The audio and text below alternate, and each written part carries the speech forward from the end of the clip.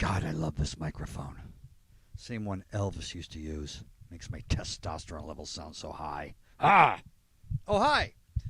Thank you for joining us for the JT and Looney podcast. We're going to talk about Lamar Jackson, how he's tearing up the league, the best quarterback in the NFL, not an opinion, a fact, based on the trusty quarterback rating. Most yards, most touchdown passes, highest accuracy. They better pay him now. Also, the best and worst stadiums in the league. JT just came back from Nashville where he loved their setup. There's some bad ones, too. We'll talk about that. And is there too many fake holidays? National Hot Fudge Sundae Day, National Kitty Day, National Doggy Day, National Margarita Day. Actually, I like that one. But we'll talk about that, too. Coming up on the JT and Looney podcast. All right. Video looks good because our podcast, the JT and Looney podcast, is now on YouTube.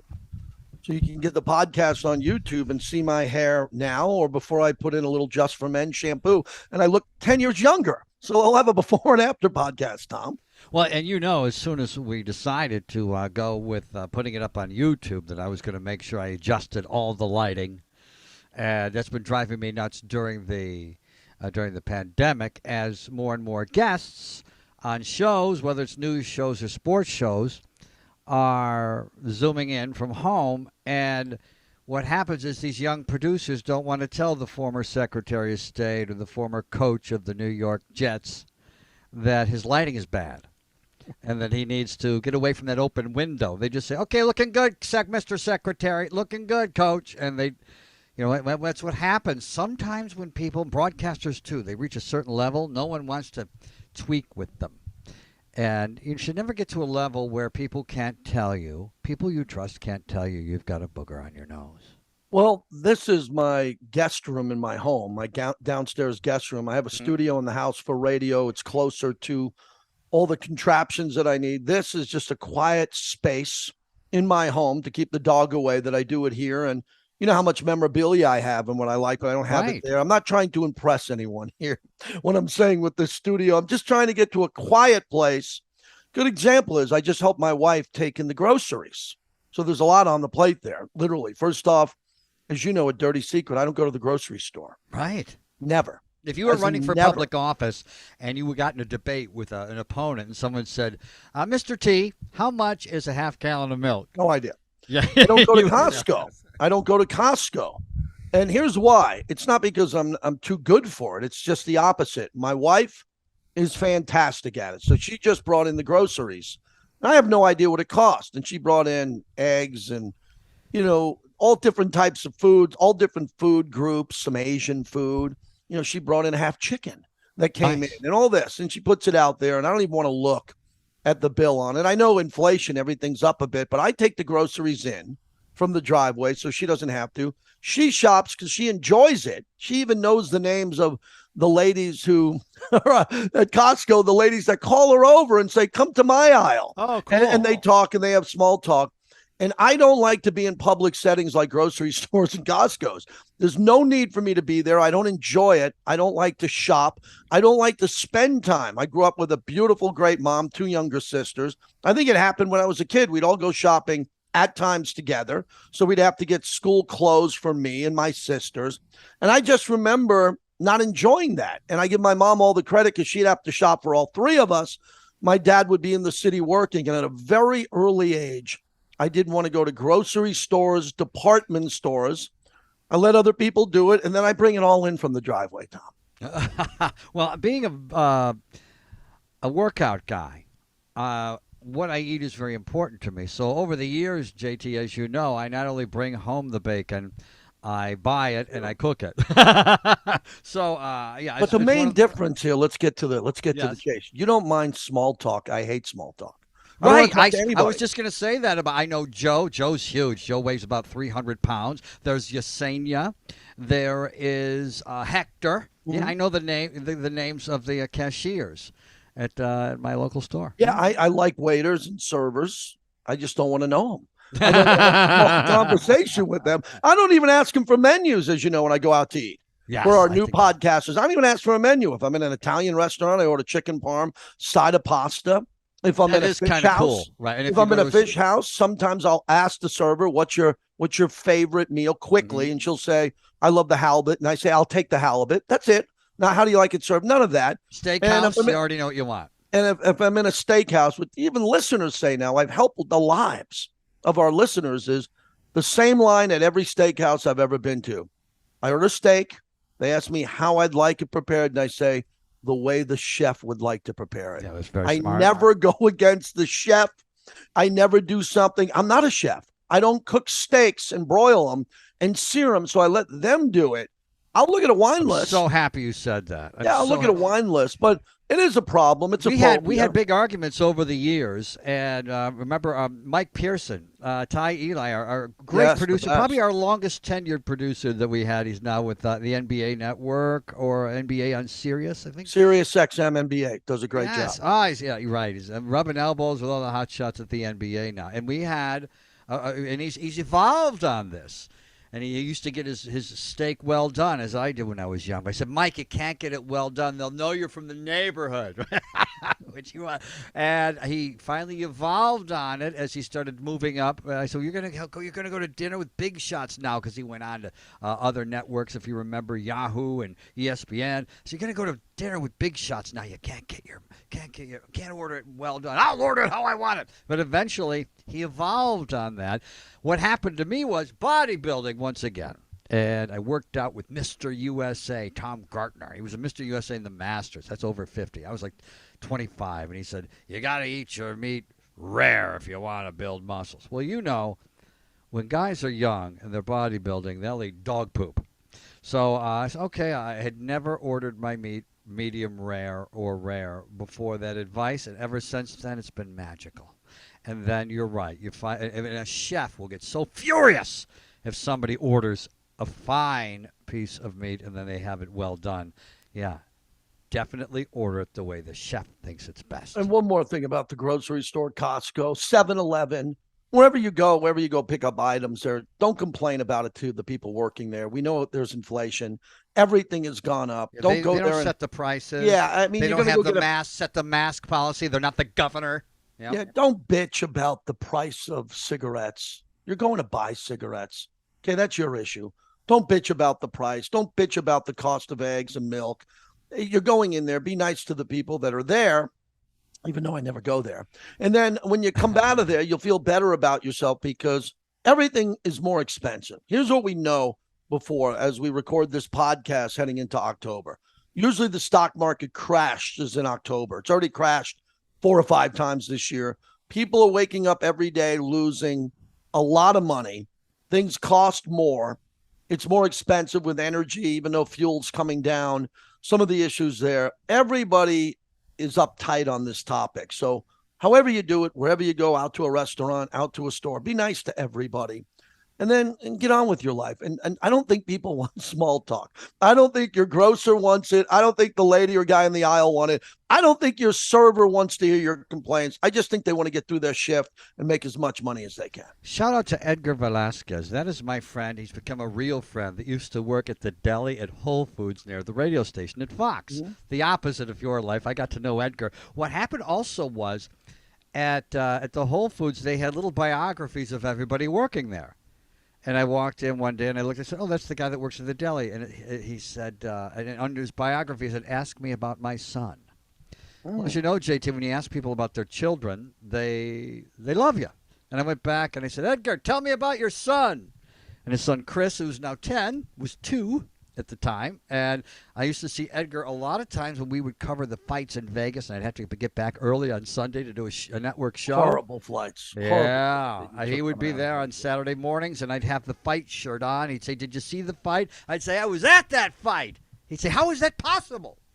Because it'd be 8:30 in the morning on a Sunday, and the fight was less than 12 hours before in Vegas. So we hit it off talking boxing and his son, Chris. So I would say, no, you don't have to talk small talk with people at 7-Eleven or the local grocery store. But if you talk about real things like how are they and their family, you'll become friends. Nothing wrong with that. Speaking about suns, today is another fake holiday. It's called National Suns Day. Oh, I the took the internet bait. has invented a lot of those. Yes, I took it Yes. earlier in the week. It was National Daughters Day. I have two sons.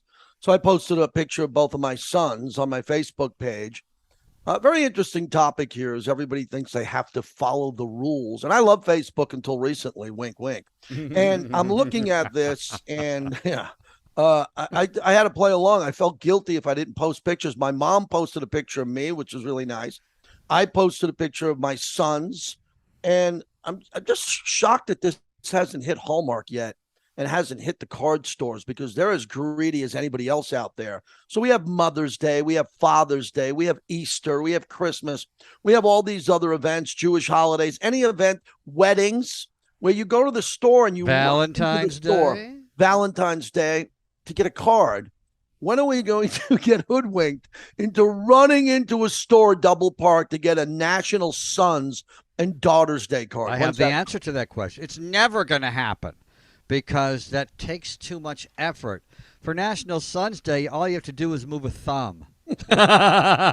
Click. Right, yes, for Mother's Day, some of those more entrenched holidays, you have to send your wife out to the card store to get cards, or you have to take your entire family and put them in front of the Christmas tree and have the picture tickets, which you did for years, or your wife would put together really cool. I still have a couple of them on my refrigerator. I always put Christmas cards of my friends with their family on the fridge, and I've got several years worth of the teas at Christmas in my kitchen.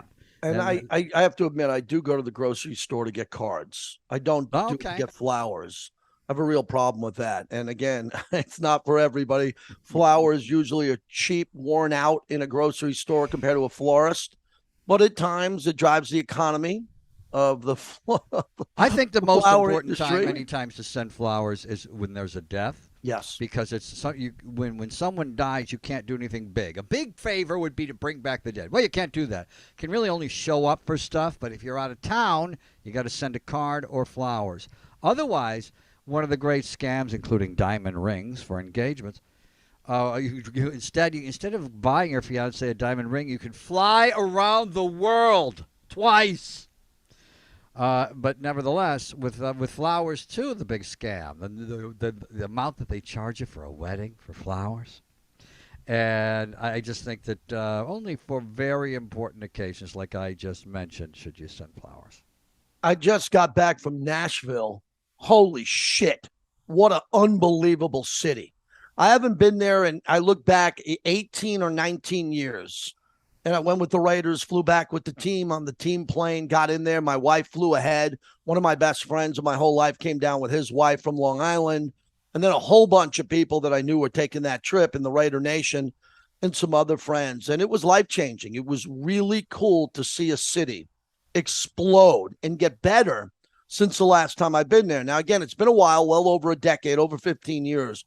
I've never been to a place where you go into a bar. We went into Kid Rock's, went into Tootsie's. Tootsie's is famous where they filmed a lot of movies in Nashville over the years. Jason Aldean has a bar. Luke Bryant. So they commercialized it. These country stars said, I want in on this. Yeah, you can have my name. I don't know if they own the building or not. Tom, first floor, you walk into Kid Rock's as a band. You take the stairs to the second floor. There's a different band. You go to the third floor, which is overlooking the street. There's another band. And then you go on the rooftop. No exaggeration. There's another band. There's four bands in the place playing at the same time. Unbelievable musicians. And one of the few times I noticed walking on the street, I saw a lot of guys and gals carrying guitars, carrying drum cases, and doing that. And it was just fantastic to see the economy of Nashville, Broadway, which kind of comes right to the end of Broadway. And then there's a pedestrian bridge where you could walk over to Nissan Stadium and see the Titans play. It's probably the best setup I've seen. We've been to Green Bay, Oakland, New York. I've been pretty much everywhere, but this was the best of the best. Wow. Go watch a sporting event, especially a football game with what the infrastructure of the city has. It was brilliant. 10 out of 10. And I've had, we both have had a lot of musician friends over the years. And my musician friends over the years many times have moved to Nashville Mhm.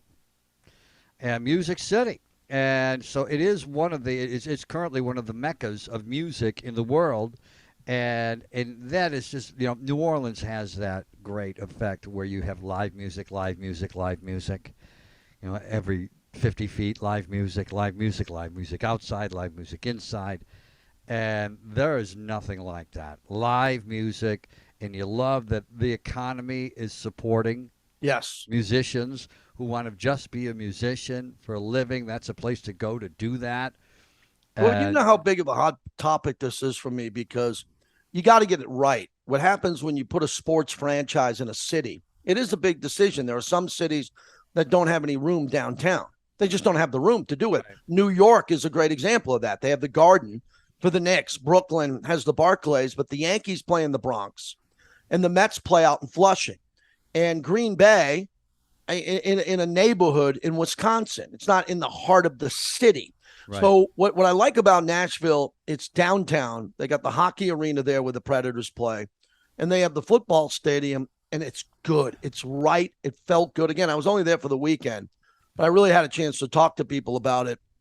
And I think the issue I have with this is I can't believe when they make mistakes about this because the Raiders put their stadium on the strip over a pedestrian bridge and over a bridge you can drive over, but it's literally on the strip, even with the Mandalay Bay. Okay, it's not out 30 miles Right. in southern Nevada. It bothered me. The Yankees play in the Bronx. It's the Bronx.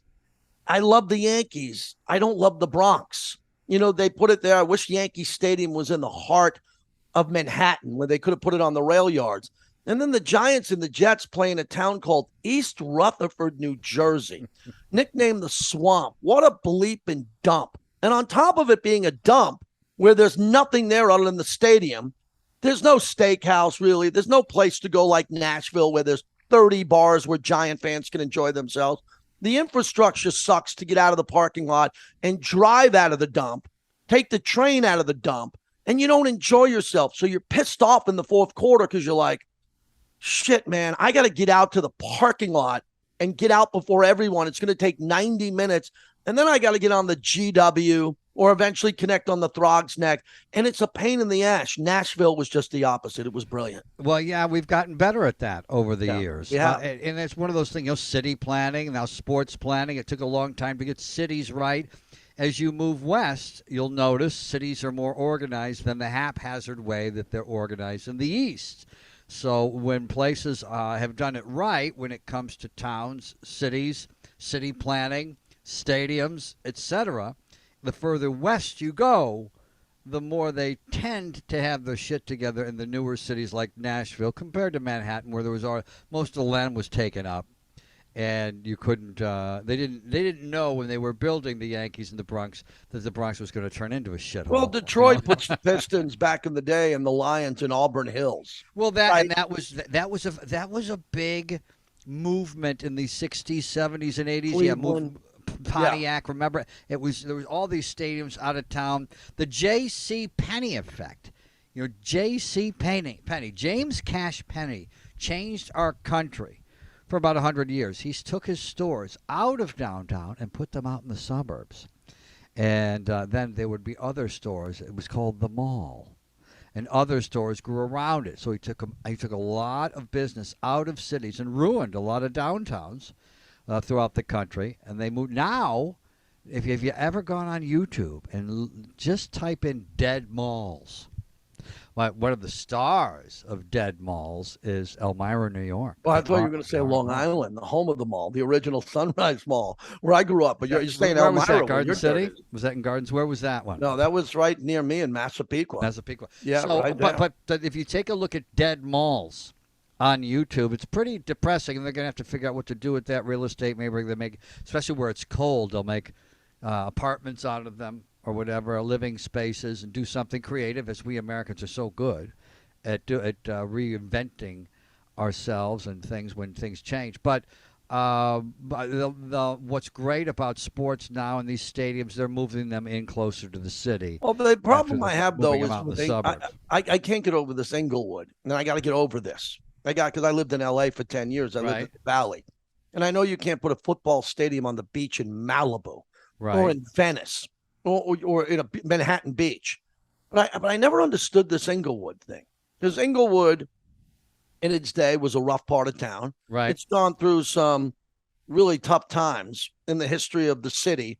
Now they put SoFi Stadium there. They knocked down Hollywood Park, which I guess has a card room or something. Steve Well, yeah, Ballmer and wants there used to be a racetrack there right. for 100 years. Steve Ballmer wants to be out there, the Forum, and I'm saying to myself, who wants to go to Inglewood? Other than I don't even think the people who live in Inglewood probably want to live in Inglewood, but they choose to be there. And from what I heard, not so much from the Rams fans, but the Charger fans, is the traffic. They didn't build the infrastructure around that $5 billion stadium, which everybody says is great, gorgeous, a lot of money. It should be. It's $5 billion, but it's tough to get in and out of. And the ingress on that is tough.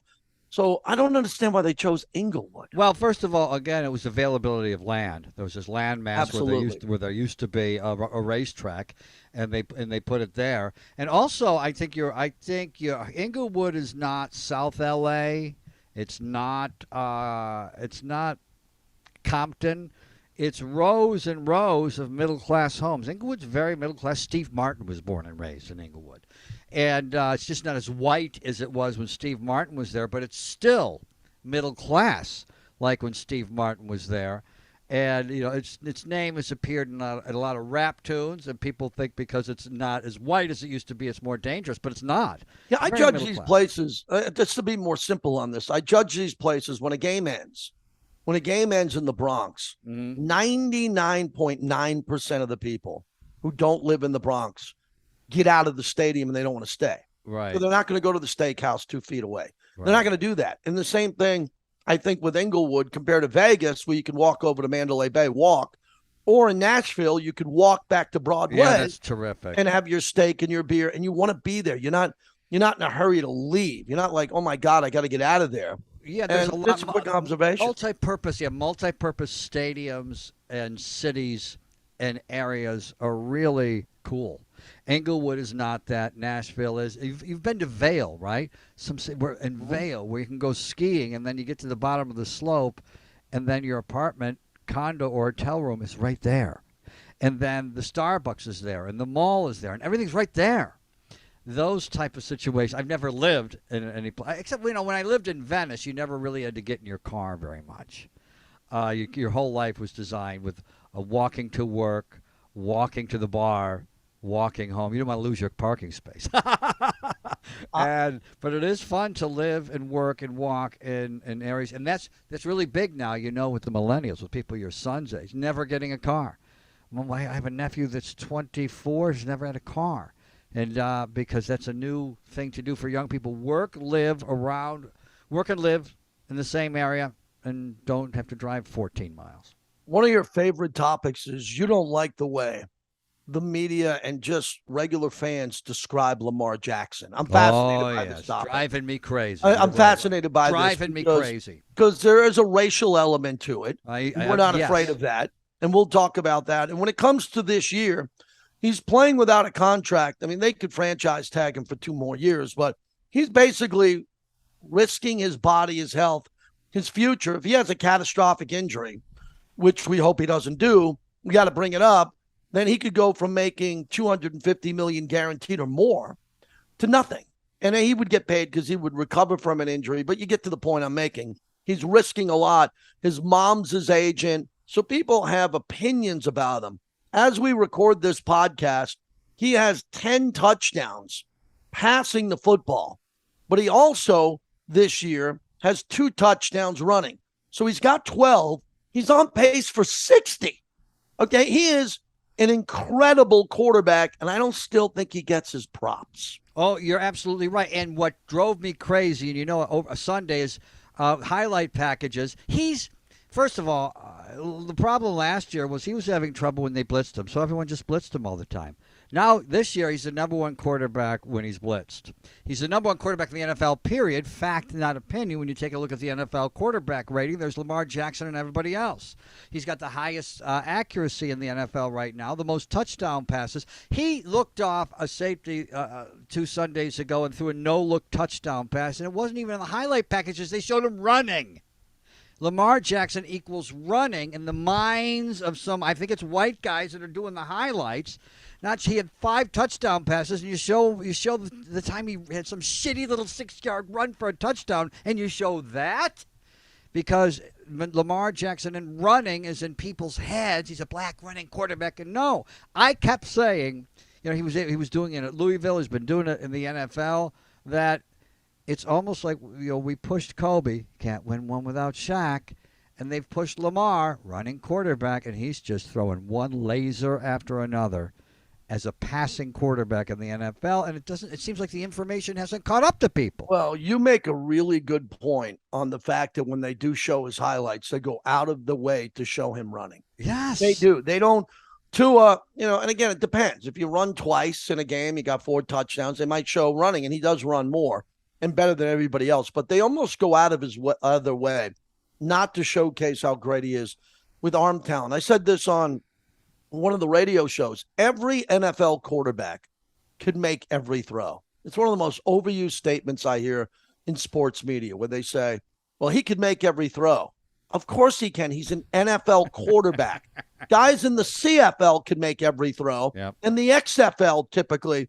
But in the NFL, you can make every type of throw. But some guys have crazy arm talent. So as we sit here going into week 4, he has a 119.0 rating. Tua is 117.8. Mm-hmm. Then you got Mahomes at 112, Josh Allen at 109. So you got 4 quarterbacks, 109 rounded out, 109.8. Let's give them 110. Yep. You got 4 quarterbacks. And Lamar Jackson's rating is brilliant right here. And he seems to be getting better. And he's rolling the dice like Aaron Judge. Think of this in our lifetime.